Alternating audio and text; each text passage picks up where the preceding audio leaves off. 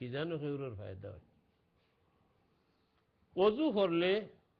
যে পাকি হাসিল হয় যে সবাই হাসিল হয় এগুলো স্তর হইল 4টা পয়লা আপনি হাত পাও সারা দইলে দুলা বালি ময়লা যা আসিল এটা তো হরি গেল গিয়া ও তো এক পাকি আপনার হাসিলেই গেল গিয়া নির্মল কোনো মল নাই আপনার গোত্র এরপরে আপনি অজুর আদব হইল যে অঙ্গ দইবা এই অঙ্গটা দেওয়ার সময় আপনি মনে মনে আনতা যে আল্লাহ আমার ইয়াদ দি যা দোষ করছি এর তো মাফ করে দিলাম ও যে আদ দইতে আপনি এই নিয়ত করি আল্লাহর কাছে মাফি চাইলা হুজুরে পাক সাল্লাল্লাহু আলাইহি ওয়াসাল্লামে ফরমাইছেন মানুষের অঙ্গ প্রত্যঙ্গর দ্বারা যে তা গুনাহ হয় বালা করি অজু করতে পারেতে এই অঙ্গর যা গুনাহ অজুর লগে জড়িয়ে পড়ে যায় হাসা পড়ে ইমাম আজম আবু হানিফা রহমাতুল্লাহি আলাইহি কসফর জুর আল্লাহ একবার ওলা বাড়াই দিলা তাই মানুষ অজু করতে দেখতা আত বাইয়া গুনা ফোড়ের পানিও ফোড়ের গুনা ফোড়ের খাও বাইয়া গুনা ফোড়ের ইটা দেখিয়া তাই দেখলে গুনা আলা পানি ইটা পাকনি এই সময় তার মত হয়ে গেল যে মায়ে মুস্তামল লাইসা বিতাহিরি ব্যবহার অজুর ব্যবহারের পানি ইগু ফাঁক নয় গুনায় বেরিয়ে ফোড়ের দুনিয়ার হকলে কইছেন ইগু ফাঁক ও কয়দিন লাগেছে আখতা তার চিন্তা আইছে আস্তে আস্তে তো বুজুর্গের উন্নতি হয় যে আল্লাহ আমার খামনি ও খালি মানুষের গুনাহ বাইয়া করতে দেখতাম আল্লাহ একটা পর্দা দেও মানুষের ইটা আমার চোখে তার বাসত না আর কয়দিন পরে ইলার দেখুন না তখন আগলা খান হয়ে গেল যে ব্যবহার অজুর ব্যবহারের ফানি ফাঁক তবে এগুদারি আরো হারা উজু করলে গোসল করলে হইতো নাই এগুলো আফাক নাই মাঝখানে আফাক কইলা খানে তার মৌলিক কারণ হইল এরা তো খালি ইমাম সাহেব নাই মুহাদ্দিস নাই এরা উসা দরজার অলি আল্লাহ হল আসলা গতিকে এরা চকুর পর্দা আল্লাহ হরাই দিলে বোধটা দেখে নিতে ওই সময় আবু হানিফা সাহেব হইতা ইতা নাফাক গুনাহ দেখে যাই হোক ই মাঝখানে এক কথা হইল কি জানো কেউ সারা না বুঝি আবু হানিফারে দুষ্টি লইতে পারে তো হুজুরে পাক সাল্লাল্লাহু আলাইহি সাল্লাম ফরমাইছেন ওযু করার সময়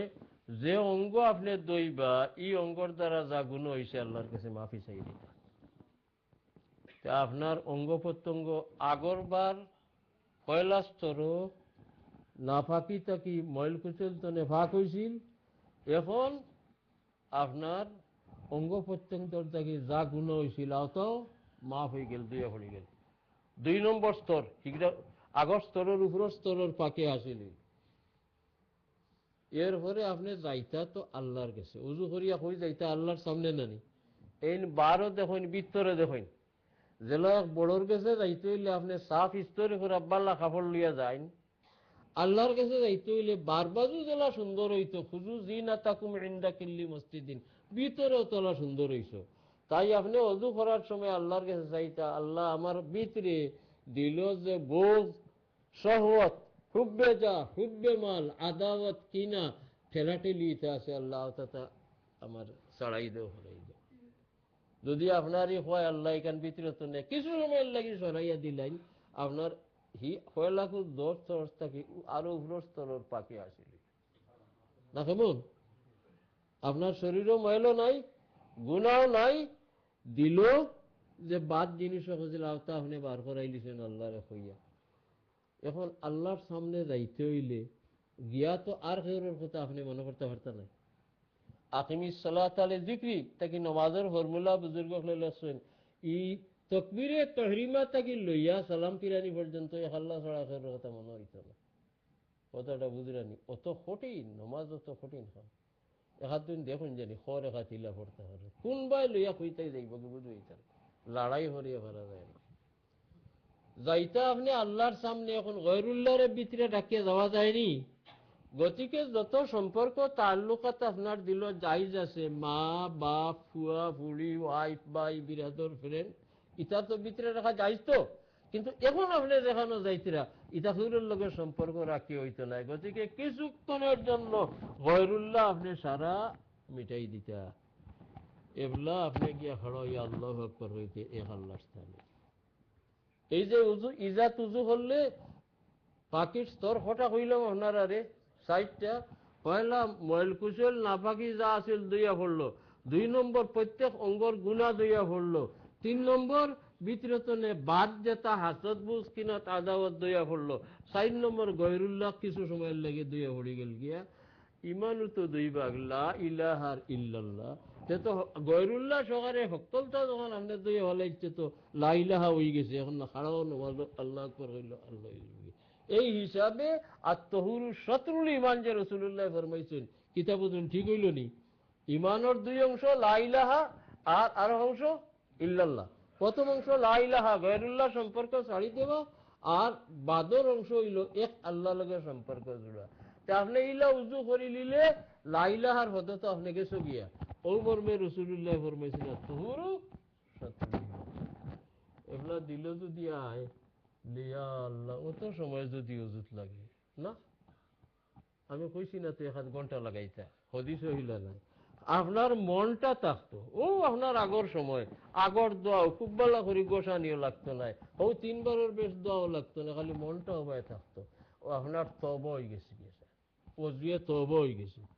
আপনি অজু করিয়া দোয়া কিতা পড়েন? আল্লাহুম্মা জাআলনি, যার মানে আল্লাহ আমার এবাল্লা করে তওবা করলে আল্লাহ ইনো তওবা কোনো আল্লাহ কোনো সাহেব পাগলি তো তোর দল্লাই না, রুমালও নেই আতও নেই, তওবা কোনো করলে আপনি তো গাটও গেছো না বাথরুমও গেছো। আমরা তওবা হইতে যে একটা বুঝি কেউর রাতও দূরে তো তখন তো হইছে নি সময়, তা আপনি তো তওবা কবুল হইবার দো তওবা করলা কোনো নহলে হৌ যে আপনি ওলা ও মানুষে আপনি অজু করছেন, এখন অঙ্গ দইছেন আর গুনাহ মাফি আল্লাহর কাছে চাইছেন, আর দইছেন আর আপনার দিল তোরে বুড়া জিনিস করাইছেন। তওবা করলে তো তা বাদ দেওয়ার নামও তওবা। এটা যেহেতু আপনার অজুয়ে বাদ দিলাইছেন আপনি, তাই কইরা যে আল্লাহ আমি উজুর মাধ্যমে পুরা তওবা করিয়া আইছি, আমার তওবা হান পালা করে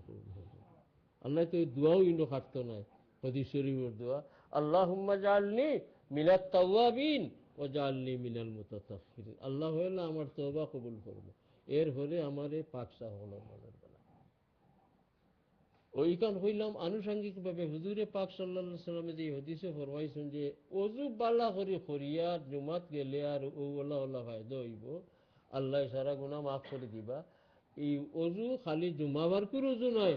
আপনার 5 দিনের নমাজের অজু যদি আপনি করেন আর মন খানো ওটাও মাত কথা আপনার থাকে আর নিয়ত রাখি রাখি করেন, সময় আপনার ইটা না ই নিয়তে না করিয়া যে অজু আপনি করেন হও সময়ও লাগবো, হৌ হানিও লাগবো, সময় অধিক লাগতো নাই, খালি মনের খেয়াল থাকতো। ওলা অজু করতে আল্লাহ তৌফিক দিলে চেষ্টা করেন জানি, আল্লাহ ফায়দা দিবা নিশ্চয়। ইয়া আল্লাহ আমরা হলরে তৌফিক দাও।